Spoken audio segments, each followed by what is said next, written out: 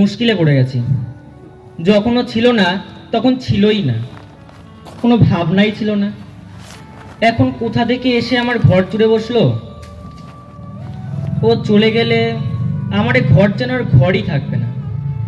কবিরাজ মশাই, আপনি কি মনে করেন ওকে?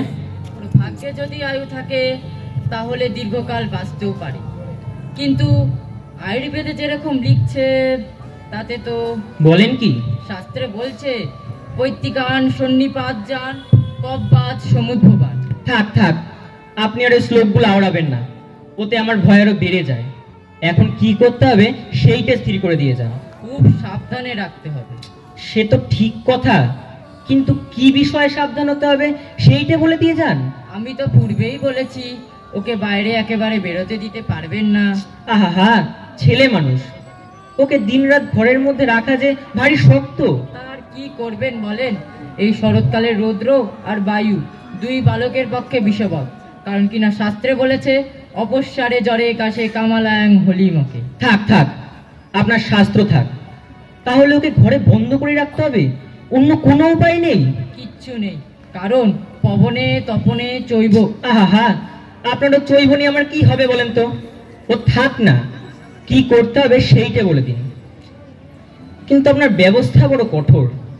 রোগের সমস্ত দুঃখ ও বেচারা মুখ বন্ধ করে সহ্য করে, কিন্তু আপনার ওষুধ খাওয়ার সময়ের কষ্ট দেখে আমার বুক ফেটে যায়। সেই কষ্ট যত প্রবল তার ফলও তত বেশি। তাই তো মহর্ষি চবন বলেছেন ভেষজং হিত বাক্যচ্চ তিক্তং আশু ফলপ্রদং। আজ তবে উঠি দত্তমশাই।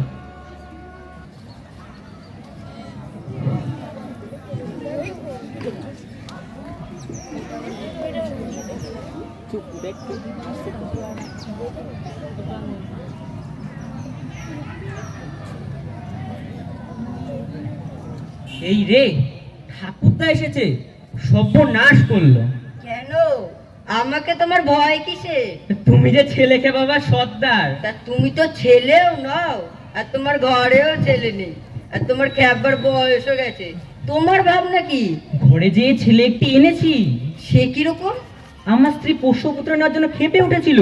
সে তো অনেকদিন থেকেই শুনছি, কিন্তু তুমি যে নিতে চাও না। জানো তো ভাই, অনেক কষ্ট করে টাকা করেছি, এখন কোথা থেকে পরের ছেলে এসে আমার বহু পরিশ্রমের ধন বিনা পরিশ্রমে ক্ষয় করতে থাকবে, এ কথা মনে করলেও খারাপ লাগবে। কিন্তু এই ছেলেকে যে আমার কিরকম লেগে গিয়েছে। তাই এর জন্য টাকা যতই খরচ করছো মনে করছো সে যেন টাকার পরম ভাগ্য। আগে টাকা রোজগার করতুম, সে কেবল একটা নেশার মতো ছিল, না করে কোনো মতে থাকতে পারতুম না। কিন্তু এখন যা টাকা করেছি সব ওই ছেলে পাবে জেনে উপার্জনে ভারী একটা আনন্দ পাচ্ছি। বেশ বেশ ভাই, ছেলেটি কোথায় পেলে বলে দেখি। আমার স্ত্রী গ্রাম সম্পর্কের ভাইপো, ছোটবেলা থেকে বেচারার মা নেই, আর সেদিন তার বাপও মারা গেছে। আহারে, তাহলে তো আমাকে তো দরকার আছে। না না, কবিরাজ বলেছে তার ওইটুকু শরীরে বাত পিত্ত শ্লেষা যেরকম প্রকোপিত হয়ে উঠেছে, তাতে আর বড় আশা নেই। এখন একমাত্র উপায় তাকে কোনো রকমে ওই শরতের রৌদ্র আর বাতাস থেকে বাঁচিয়ে ঘরে বন্ধ করে রাখা। ছেলেগুলোকে ঘরের বার করে তো তোমার বুড়ো বয়সের খেলা, তাই তোমাকে ভয় করি। মিছে বলনি, একেবারে ভয়ানক হয়ে উঠেছি আমি, শরতের রৌদ্র আর বাতাসেরই মতো। কিন্তু ভাই, ঘরে ধরে রাখবার মতো কিছু খেলাও আমি জানি। আমার কাজকর্ম একটু সেরে আসি, তারপর ওই ছেলেটির সঙ্গে ভাব করে নেব।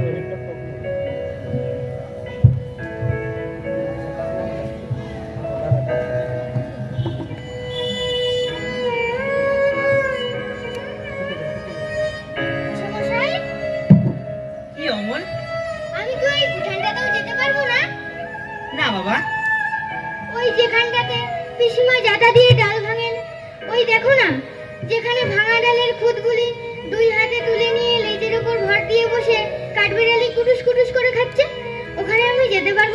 না বাবা। আমি যদি কাঠবিড়ালি হতুম তো বেশ হতো, কিন্তু পিসামশাই আমাকে কেন বেরোতে দেবে না? কবিরাজ যে বলেছে তোমার বাইরে গেলে ওষুধ করবে। কবিরাজ কেমন করে জানলে? সে কি কথা, কবিরাজ জানবে না? সে যে অত বড় বড় সব পুঁতি পড়ে ফেলেছে। পুঁতি পড়লেই কি সমস্ত জানতে পারে? বেশ, তাও বুঝি জানো না? আমি তো পুঁতি কিছুই পড়িনি, তাই জানি না।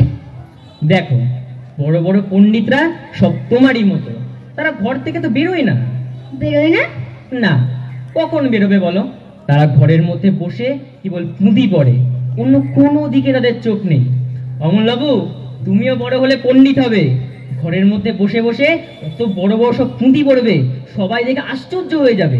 না না পিসামশাই, তোমার দুটি পায়ে পড়ি, আমি পণ্ডিত হব না। পিসামশাই, আমি পণ্ডিত হব না। সে কি কথা অমল? যদি পণ্ডিত হতে পারতুম তাহলে তো আমি বেঁচে যেতুম। আমি যা আছে সব দেখবো, কেবলই দেখে বেড়াবো। শোনো একবার, দেখবে কি? দেখার তো আছেই বা কি? আমাদের জানালার কাছে বসে সেই যে দূরে পাহাড় দেখা যায়, আমার ভারী ইচ্ছে করে ওই পাহাড়টা পার হয়ে চলে যাই। কি পাগলের মতো কথা! কাজ নেই, কর্ম নেই, খামোকা পাহাড় পার হয়ে চলে যাই। কি যে বলে তার ঠিক নেই। পাহাড়টা যখন অত মস্ত বেড়ার মতো দাঁড়িয়ে আছে, তখন তো বুঝতে হবে ওটা পেরিয়ে যাওয়া বারণ। বলে এত বড় বড় সব পাথর জড়ো করে অত বড় একটা কাণ্ড করবার দরকার কি ছিল? পিসামশাই, তোমার কি মনে হয় ও বারণ করছে? আমার ঠিক বোধ হয় পৃথিবীটা কথা কইতে পারে না, তাই অমনি করে নীল আকাশে হাত তুলে ডাকছে। অনেক দূরের জায়গা ঘরের মধ্যে বসে থাকে, তারাও দুপুরবেলা একলা জানালার ধারে বসে ওই ডাক শুনতে পায়। পণ্ডিতরা বুঝি শুনতে পায় না? তারা তো তোমার মতো খ্যাপা নয়, তারা শুনতেও চায় না। আমার মতো খ্যাপা? আমি কাল একজনকে দেখেছিলুম। সত্যি নাকি? তা কিরকম শুনি? তার কাঁধে এক বাঁশের লাঠি, লাঠির আগায় এক পুটুলি বাঁধা, তার বাঁ হাতে একটি ঘটি। পুরনো একজোড়া নাগরা জুতো পরে সেই মাঠের পথ দিয়ে ওই পাহাড়ের দিকেই যাচ্ছিল। আমি তাকে ডেকে জিজ্ঞেস করলুম, তুমি কোথায় যাচ্ছ? সে বললে, কি জানি, যেখানে হয়। আমি জিজ্ঞেস করলুম, কেন যাচ্ছ? সে বললে, কাজ খুঁজতে যাচ্ছি। আচ্ছা পিসামশাই, কাজ কি খুঁজতে হয়?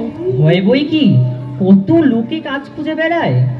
বেশ তো, আমিও তাদের মতো কাজ খুঁজে বেড়াবো। তা খুঁজে যদি না পাও? খুঁজে যদি না পাই তো আবার খুঁজবো। তারপর সেই নাগরা জুতো পরা লোকটা চলে গেল। আমি দরজার কাছে দাঁড়িয়ে দাঁড়িয়ে দেখতে লাগলো। সেই যেখানটাতে ডুমুর গাছের তলায় ঝর্ণা বয়ে যাচ্ছে, সেইখানে সে লাঠি নামিয়ে আস্তে আস্তে ঝর্ণার জলে পা ধুয়ে নিলে। তারপর পুটুলি খুলে ছাতু বের করে জল দিয়ে মেখে খেতে লাগলো। খাওয়া হয়ে গেলে পুটুলি বেঁধে ঘাড়ে করে নিলে। তারপর ঝর্ণার জলে নেমে আস্তে আস্তে কেমন পার হতে হতে চলে গেলে। পিসিমাকে বলে রেখেছি, একদিন ওই ঝর্ণার ধারে গিয়ে আমি ছাতু খাবো। তা পিসিমা কি বললে? পিসিমা বললেন, আগে তুমি ভালো হও, তারপর তোমাকে ওই ঝর্ণার ধারে নিয়ে গিয়ে ছাতু খাইয়ে আনবো। কবে আমি ভালো হব? আর তো দেরি নেই বাবা। দেরি নেই? ভালো হলেই কিন্তু আমি চলে যাব। কোথায় যাবে? কত বাঁকা বাঁকা ঝর্ণার জলে পা ডুবিয়ে ডুবিয়ে পার হতে হতে চলে যাব। দুপুরবেলা যখন সবাই দরজা বন্ধ করে শুয়ে আছে, তখন আমি কোথায় কত দূরে কেবল কাজ খুঁজে খুঁজে বেড়াতে বেড়াতে চলে যাব। আচ্ছা বেশ, তুমি ভালো হও, তারপর তারপর আমাকে পণ্ডিত হতে বলো না পিসামশাই। আচ্ছা বেশ, তুমি কি হতে চাও বলো? এখন আমার কিচ্ছু মনে পড়ছে না। আচ্ছা, আমি পরে ভেবে বলবো। কিন্তু তুমি দেশের বিদেশি লোককে ডেকে ডেকে কথা বলো না। বিদেশি লোক আমার ভারী ভালো লাগে। আর তোমায় যদি ওরা ধরে নিয়ে যেত? তাহলে তো বেশ হতো, কিন্তু কেউ তো ধরে নিয়ে যায় না, সবাই কেবল বসিয়ে রেখে দেয়। আচ্ছা, আজ আমার কাজ আছে, আমি চললুম। কিন্তু বাবা দেখো, বাইরে যেন বেরিয়ে যেও না। যাব না, কিন্তু রাস্তার ধারের এই ঘরটিতে আমি বসে থাকবো।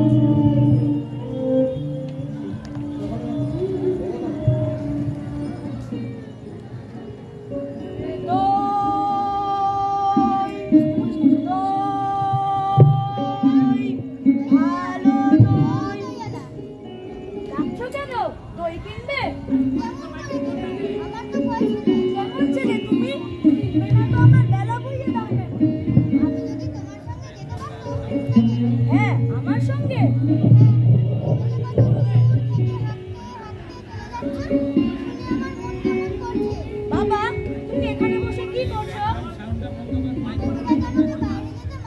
আছে, তাই আমি সারাদিন এইখানেই বসে থাকি। আহা, বাছা তোমার কি হয়েছে? আমি জানি নে, আমি তো কিচ্ছু করিনি, তাই আমি জানি নে আমার কি হয়েছে। দয়ালা, তুমি কোথা থেকে আসছো? আমাদের গ্রাম থেকে আসছি। তোমাদের গ্রাম? অনেক দূরে তোমাদের গ্রাম? আমাদের গ্রাম সেই পাঁচমুড়া পাহাড়ের তলায় শ্যামলী নদীর ধারে।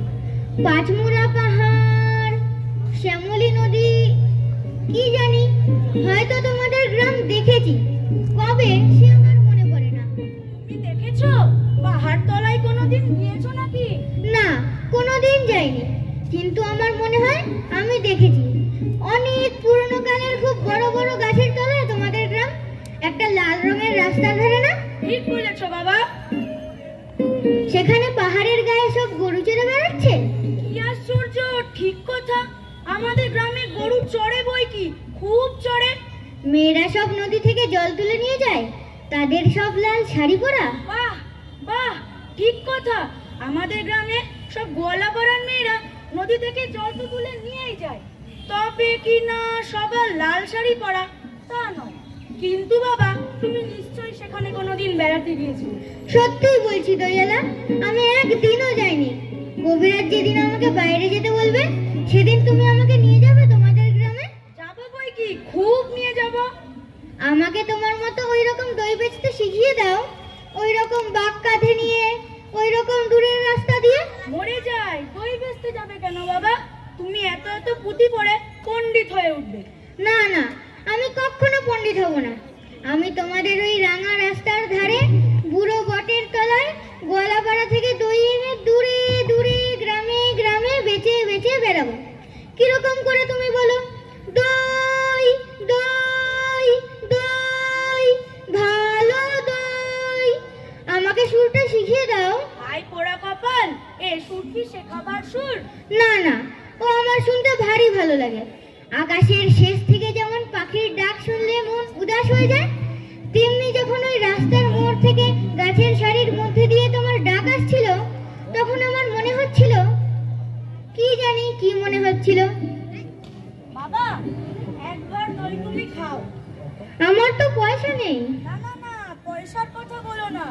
তুমি আমার একটু দই খেলে আমি কত খুশি হব। তোমার কি অনেক দেরি হয়ে গেল? কিচ্ছু দেরি হয়নি বাবা, আমার কোনো লোকসানও হয়নি। দই বেচে যে কতটা সুখ আমি তোমার কাছ থেকে শিখে নেব। দই দই দই, ভালো দই, সেই পাঁচমুড়া পাহাড়ের তলায় শ্যামলী নদীর ধারে গয়লাদের বাড়ির দই। ভোরের বেলায় গাছের তলায় তারা গরু দাঁড় করিয়ে দুধ দই, সন্ধ্যাবেলায় মেয়েরা দই পাতে, সেই দই দই দই দই, ভালো দই।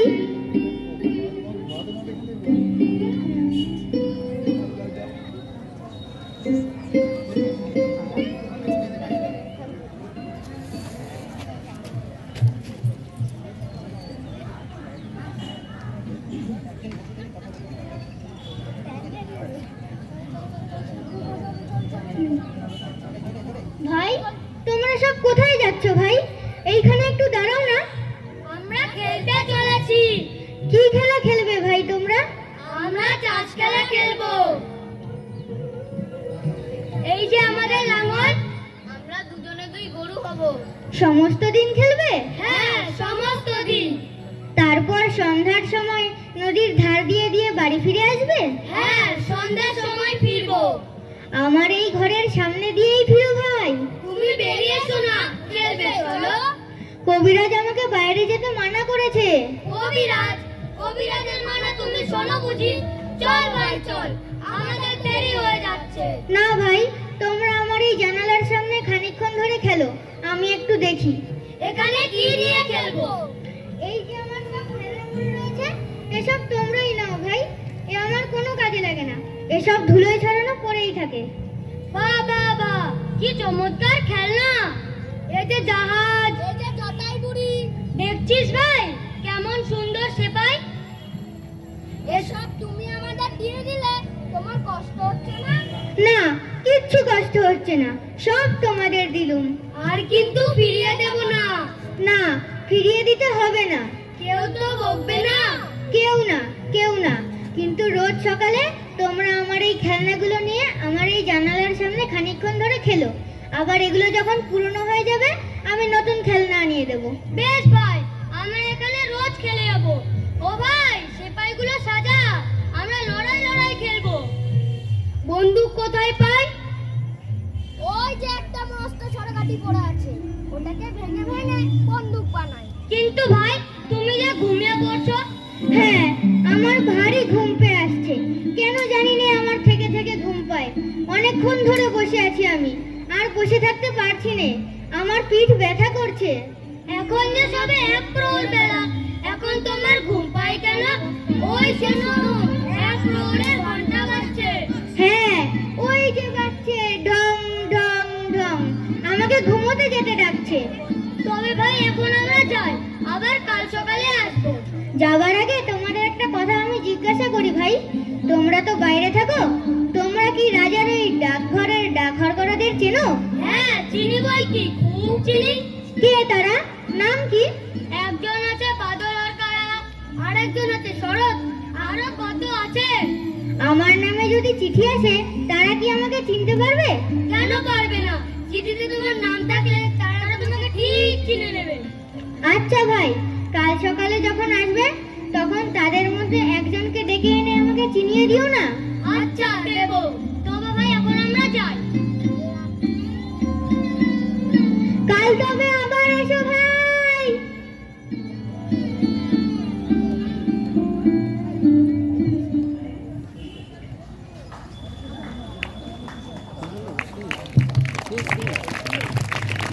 সমাপ্ত হলো আমাদের বিবেকানন্দ অভ্যুদয় প্রকল্প এবং গদাধর অভ্যুদয় প্রকল্পের ছাত্রবৃন্দ দ্বারা পরিচালিত এবং পরিবেশিত নাটক ডাকঘর।